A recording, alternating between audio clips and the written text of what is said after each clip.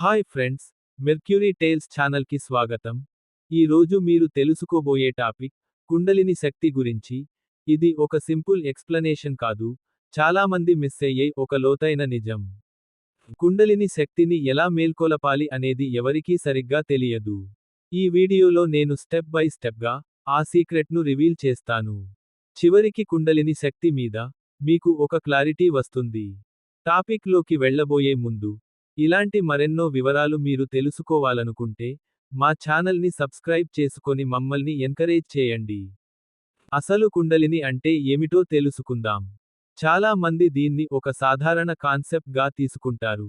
కానీ నిజానికి ఇది అంత సింపుల్ కాదు. కుండలిని అనేది మనలో దాగి ఉన్న ఒక అపారమైన శక్తి.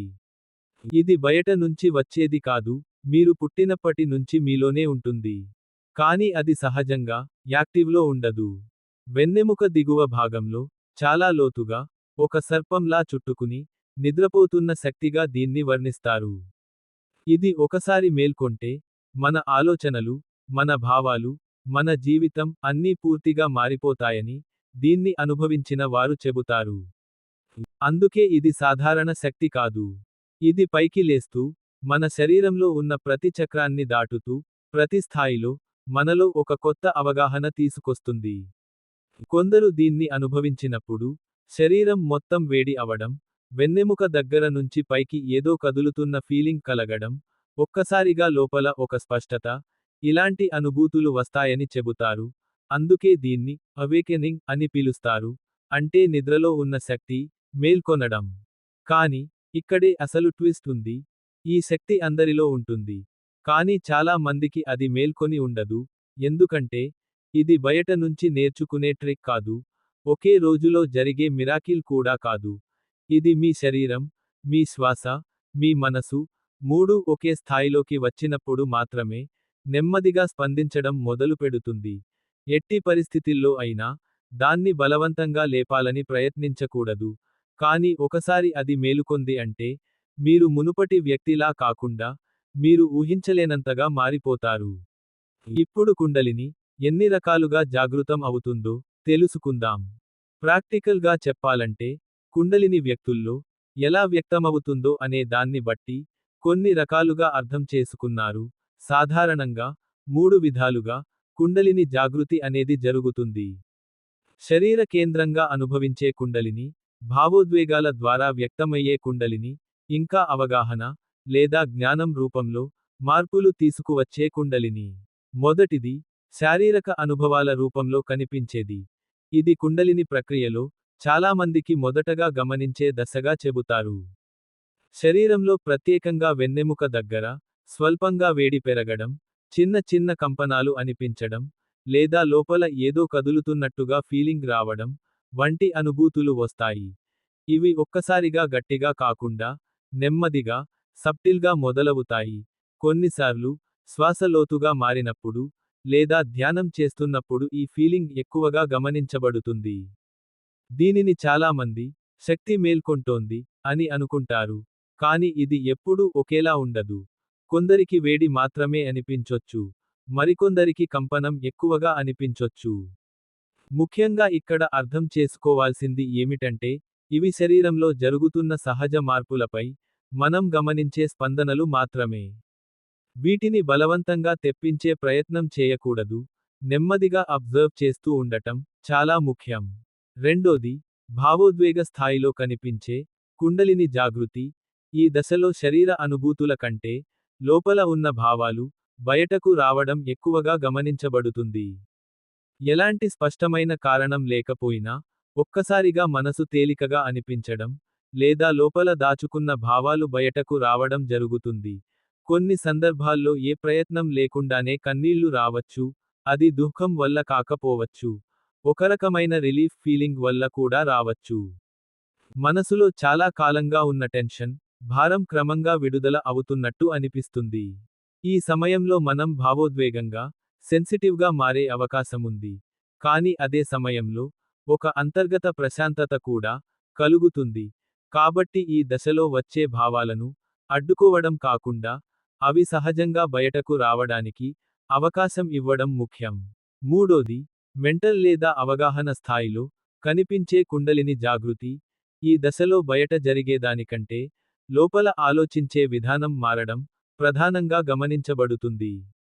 ముందుగా సాధారణంగా అనిపించిన విషయాల మీదే ఒక్కసారిగా లోతుగా ఆలోచించడం మొదలవుతుంది. జీవితాన్ని కొత్త కోణంలో చూడగలిగే సామర్థ్యం పెరుగుతుంది. నిర్ణయాలు తీసుకునేటప్పుడు గందరగోళం తగ్గి స్పష్టత పెరిగినట్టు అనిపిస్తుంది.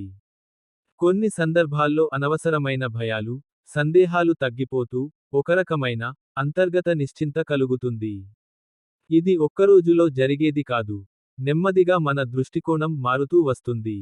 ఈ దశలో ముఖ్యంగా గమనించాల్సింది మన ఆలోచనలు ఎక్కువగా క్లియర్గా, ఫోకస్తో ఉండటం, మరియు జీవితం మీద అర్థం చేసుకునే తీరు మరింత గాఢంగా మారుతుంది. ఇప్పుడు శరీరంలో ఎన్ని చక్రాలు ఉంటాయి, అవి ఏం చేస్తాయో తెలుసుకుందాం. మూలాధార చక్రం. ఇది వెన్నెముక దిగువ భాగంలో ఉన్నట్టు చెబుతారు. ఇది స్థిరత్వం, భద్రత, జీవనాధారం వంటి అంశాలకు సంబంధించి ఉంటుంది. ఈ చక్రం గనక బ్లాక్ అయితే వ్యక్తికి భయం, అస్థిరత, ఆర్థికంగా లేదా జీవితంపై అనిశ్చితి ఎక్కువగా అనిపించొచ్చు. నేను సేఫ్గా లేను అనే ఫీలింగ్ ఉంటుంది. ఈ మూలాధార చక్ర యాక్టివేట్ అయితే వ్యక్తికి గ్రౌండెడ్గా, స్టేబుల్గా అనిపిస్తుంది.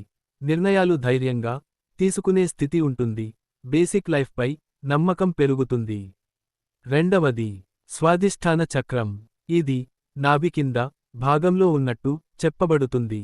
భావోద్వేగాలు, ఆనందం, సృజనాత్మకతతో దీని సంబంధం అంటారు. ఇది బ్లాక్ అయి ఉందని అనిపించినప్పుడు భావోద్వేగంగా బ్లంట్గా ఉండటం, లేదా అతి సెన్సిటివ్గా మారడం, గిల్ట్ లేదా అసంతృప్తి ఫీలింగ్స్ రావచ్చు. ఇది సమతుల్యంలో ఉందని భావించినప్పుడు క్రియేటివిటీ పెరుగుతుంది. సంబంధాల్లో సహజత్వం ఉంటుంది. భావాలను సరిగ్గా వ్యక్తపరచగలుగుతారు. మూడవది మణిపూర చక్రం.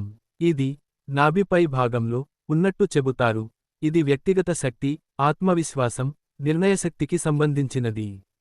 ఈ చక్రం బ్లాక్ అయితే లోపల సెల్ఫ్ డౌట్, ఇన్సెక్యూరిటీ, నిర్ణయాల్లో గందరగోళం పెరుగుతుంది. నేను చేయలేను అనే భావన ఎక్కువగా ఉంటుంది. ఇది యాక్టివ్గా ఉందని అనిపించినప్పుడు వ్యక్తి కోనిదేంట్గా, క్లరిత్తో నిర్ణయాలు తీసుకుంటాడు. తనపై నమ్మకం పెరుగుతుంది. నాలుగోవాది అనాహత చక్రం. ఇది గుండె ప్రాంతంలో ఉన్నట్టు చెబుతారు. ప్రేమ, కరోనా, సంబంధాలకు ఇది సంబంధం అంటారు. బ్లాక్ అయి ఉంటే ఒంటరితనం, బాధ, ఇతరులపై నమ్మకం లేకపోవడం, లేదా భావోద్వేగంగా మూసుకుపోవడం జరుగుతుంది. ఇది సమతుల్యంలో ఉన్నప్పుడు ప్రేమను స్వీకరించడం, ఇవ్వడం సులభమవుతుంది. క్షమించడం, సహానుభూతి పెరుగుతుంది. ఐదవది విశుద్ధి చక్రం. ఇది గొంతు ప్రాంతంలో ఉన్నట్టు చెబుతారు. కమ్యూనికేషన్, సెల్ఫ్ ఎక్స్ప్రెషన్తో సంబంధం ఉంది అంటారు. బ్లాక్ అయి ఉందని అనిపిస్తే మనసులో ఉన్నదాన్ని బయటకు చెప్పలేకపోవడం, భయపడటం, లేదా అసత్యంగా మాట్లాడటం జరుగుతుంది. ఇది యాక్టివ్గా ఉన్నప్పుడు వ్యక్తి క్లియర్గా, నమ్మకంగా తన మాటను వ్యక్తపరచగలుగుతాడు. ఆరవది ఆజ్ఞా చక్రం. ఇది కళ్ల మధ్యలో ఉన్నట్టు చెప్పబడుతుంది. అవగాహన, ఇంట్యూయిషనల్ థింకింగ్తో దీనికి సంబంధం ఉందని అంటారు. బ్లాక్ అయి ఉందని అనిపిస్తే గందరగోళం, క్లారిటీ లేకపోవడం, నిర్ణయాల్లో అనిశ్చితి ఉంటుంది. ఇది సమతుల్యంలో ఉన్నప్పుడు విషయాలను లోతుగా అర్థం చేసుకునే సామర్థ్యం పెరుగుతుంది. ఒకరకమైన స్పష్టత వస్తుంది. ఏడవది సహస్రార చక్రం. ఇది తల పైభాగంలో ఉన్నట్టు చెబుతారు. అవగాహన, ఉన్నతమైన చైతన్యంతో సంబంధం ఉందని అంటారు. ఇది బ్లాక్ అయి ఉందని అనిపిస్తే జీవితం మీద అర్థం లేకపోవడం, ఖాళీగా అనిపించడం జరుగుతుంది. ఇది సమతుల్యంలో ఉన్నప్పుడు వ్యక్తికి ఒకరకమైన అంతర్గత శాంతి, కనెక్షన్ ఫీలింగ్ వస్తుంది. తనకంటే పెద్దదైన దాంటితో కలిసినట్టు అనిపిస్తుంది. ఓకే ఫ్రెండ్స్, ఈరోజు టాపిక్ మీకు నచ్చినట్టు అయితే మీకు కలిగిన కుండలిని అనుభవాలని కామెంట్ రూపంలో షేర్ చేసుకోండి. Thank you friends.